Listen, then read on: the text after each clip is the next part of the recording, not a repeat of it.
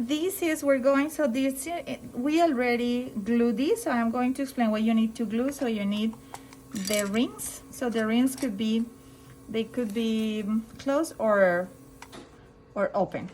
So the rings, they have this wide part and the thin part. So you're going to get this in the occlusal because this is the one that is going to stop your drilling. So these are the holes.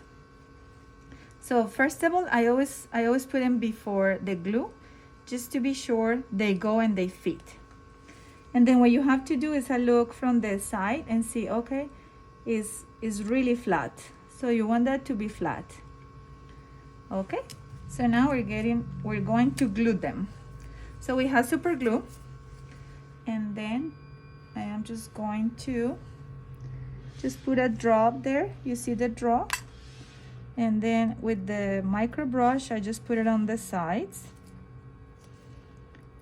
On the sides, like everywhere. And then I just go and put it in the first hole.